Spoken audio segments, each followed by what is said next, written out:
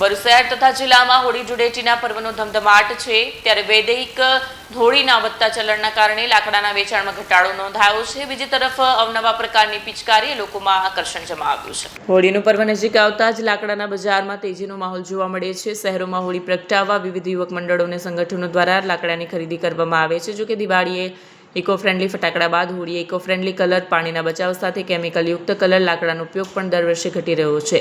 Society વચ્ચે સામૂહિક એક જ હોળી પ્રાકૃતિક વૈદિક હોળીના છેલ્લા 4 થી 5 વર્ષથી વધતા ચલણને લઈને વૃક્ષો તેમજ પર્યાવરણનું જતન થઈ રહ્યું છે। આ હોળી પર્વે લાકડાના ભાવમાં આંશિક વધારો જોવા મળ્યો છે પણ વેચાણ ઘટ્યું છે। ભરૂચ શહેરમાં વર્ષોથી લાકડાનો વ્યવસાય કરતા વેપારીએ જણાવ્યું હતું કે લાકડાનો ભાવ 1 થી 1.5 રૂપિયા જ વધ્યો છે, તેની સામે હોળીની સંખ્યા વધી છે।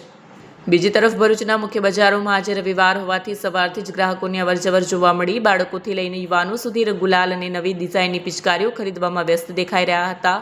વેપારીઓના જણાવ્યા મુજબ આ વર્ષે ખાસ કરીને હર્બલ અને કેમિકલ ફ્રી રંગોની માંગમાં નોંધપાત્ર વધારો થયો છે। માર્કેટમાં કાર્ટૂન કેરેક્ટરવાળી, ટાંકીવાળી, ગન સ્ટાઇલની અને ફાયર બોટર કલર બાળકોમાં આકર્ષણનું કેન્દ્ર બની છે। વિડીયો જર્નાલિસ્ટ વિરેન્દ્ર પાટીલ સાથે સત્યા ટીવી ન્યૂઝ ભરૂચ।